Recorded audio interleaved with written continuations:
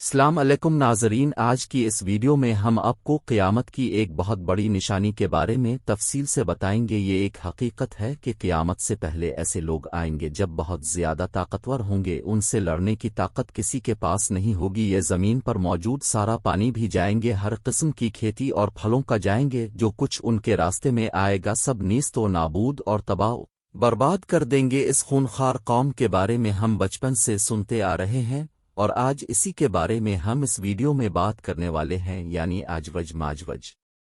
آجوج ماجوج کے بارے میں سنا ہی ہوگا، لیکن آج جو تفصیل ہم آپ کو بتائیں گے شاید ہی اپنے اس سے پہلے کبھی نہیں سنی ہو۔ اللہ تعالیٰ نے ان کا ذکر قرآن مجید کی سورت کہف اور سورت انبیاء میں بھی فرمایا ہے کہ اس ویڈیو میں ہم آپ کو آجوج ماجوج کے بارے میں بہت سارے دلچسپ اور حیران کن حقائق بتائیں گے۔ آجوج ماجوج کون ہے، یہ کیسے دیکھتے ہیں، کہاں رہتے ہیں، کب آئیں گے، اور بہت کچھ نازل دنیا میں کل 4 بادشاہ ایسے گزرے ہیں جنہوں نے اپنے وقت میں پوری دنیا پر حکومت کی ہے۔ پوری دنیا پر ان کی حکومت تھی، جن میں سے 2 مسلمان تھے اور 2 غیر مسلم تھے۔ کافروں میں نمرود اور بخت نصر، جبکہ مسلمانوں میں حضرت سلیمان علیہ السلام اور دوسرے ذوالقرنین تھے، ان کا نام سکندر ہے۔ یہ حضرت سام بن نوح علیہ السلام کی اولاد میں سے تھے اور ایک بڑیا کے اکلوتے بیٹے تھے، اور حضرت خضر علیہ السلام کے خالازاد بھائی تھے۔ اپنے حضرت ابراہیم خلیل اللہ کے ہاتھ پر اسلام قبول کیا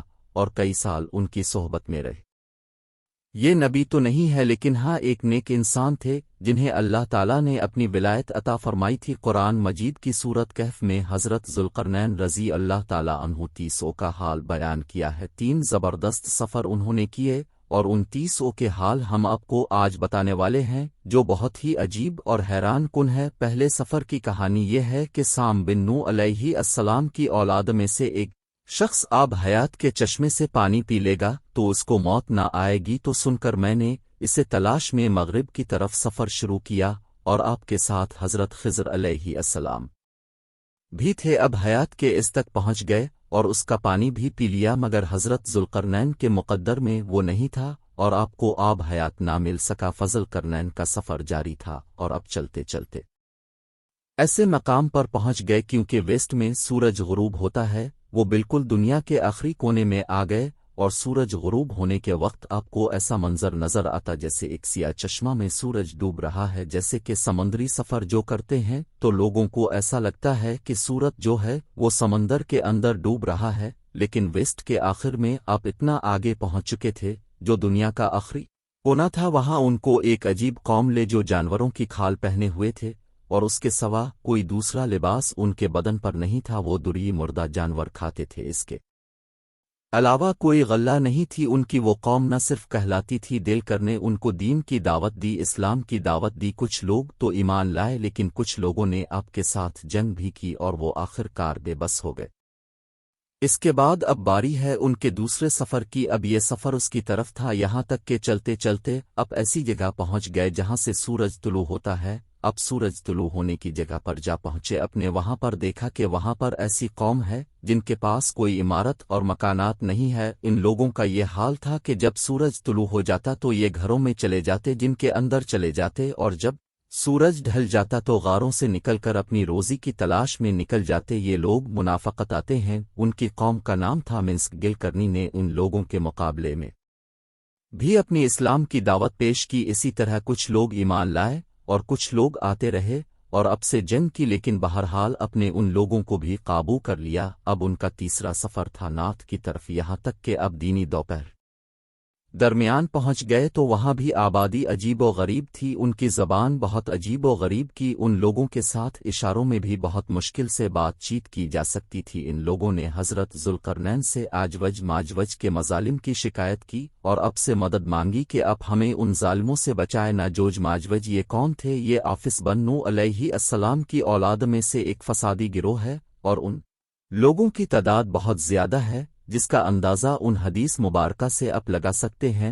حضرت عبداللہ بن عمر رضی اللہ تعالیٰ عنہ نے فرمایا کہ جن و انس کے کل 10 حصے ہیں، اور ان میں سے 9 حصے آجوج ماجوج ہیں، باقی ایک حصہ انسان ہے۔ ذرا غور کریں کہ اگر اس وقت دنیا میں 7 بلین انسان 7 ارب لوگ ہیں تو اس حساب سے تقریباً 70 بلین جوج موجود ہو سکتے ہیں، اور ان کی تعداد बढ़ रही है और जिस वक्त जो जाएंगे न जाने इस वक्त दुनिया में कितने लोग होंगे तो वो 10 गुना ज्यादा होंगे। वो इंसानों से ज्यादा आजवज माजवज की तादाद होगी। आजवज माजवज ये आदम अलैहिस्सलाम से हैं। इनमें मर्द भी होते हैं और औरतें भी होती हैं और उनके 3 गिरोह हैं। एक तावील, दूसरा तारीख 17 मिनट तक उनमें जो भी मरता है तकरीबन 1000 इससे जायद औलादत छोड़कर मरता है। जो लोग बहुत खूनखार और बहुत वहशी और जंगली हैं क्योंकि जानवरों की तरह रहते हैं, और जो बहार के मौसम में ये लोग अपने घरों से निकलते हैं और तमाम घटिया और सब्जियां खा जाते हैं और खुश्क चीज़ों को लाद कर ले जाते हैं।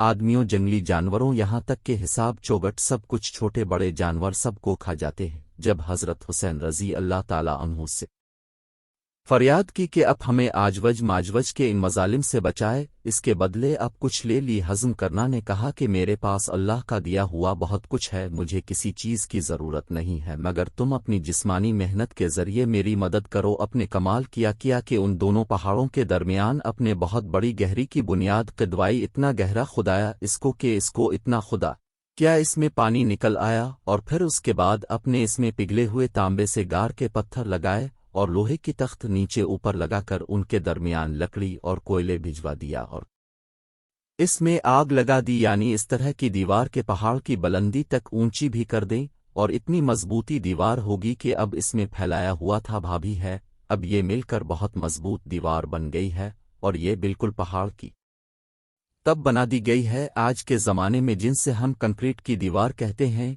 ये इससे भी ज़्यादा मजबूत दुआ है। अब हुआ किया कि जोज माजवज दीवार के एक तरफ मुझे कौम दीवार की दूसरी तरफ हैं। अब हदीस पाक में है कि आजवज माजवज रोज़ाना इस दीवार को तोड़ देते हैं। ये रोज़ाना इस दीवार को तोड़ने की कोशिश करते हैं मगर दिल पर जब मेहनत करने के बाद इसको तोड़ने के करीब पहुंच जाते हैं तो इनमें से एक कहता है कि चलो अब कल दौड़ेंगे, लेकिन अल्लाह की शान के दूसरे दिन वो दीवार इससे ज़्यादा मजबूत हो जाती है और पूरी भी हो जाती है। फिर जब दोबारा दीवार टूटने का वक्त आता है तो फिर कोई कहता है कि चलो फिर तोड़ेंगे, दूसरे दिन फिर ऐसा ही होता है। यह होता रहा है मगर एक दिन आएगा जब अल्लाह की रज़ा होगी कि क़यामत से पहले ये बाहर निकलेंगे तो उन्हें में से कोई शख्स कहेगा कि इंशाअल्लाह कल इस दीवार को तोड़, तो फिर जब वो दूसरे दिन आएंगे तो वो दीवारों ही तक होगी। इंशाअल्लाह की बरकत ज़ाहिर हो गई और फिर ये दीवार टूट जाएगी, फिर उनका खुरूज होगा। नबी पाक सल्लल्लाहु अलैहि वसल्लम के फरमान का मफहूम है कि क़यामत कायम ना होगी यहाँ तक कि आजवज माजवज ना इजा आगे बढ़ने से पहले आपको पत्ता तो चले गए, आजवज माजवज के निकलने से पहले दुनिया कुन चीज़ों से महरूम हो जाएगी। हज़रत इब्न अब्बास रज़ी अल्लाह ताला अन्हु ने फरमाया कि अल्लाह ताला ने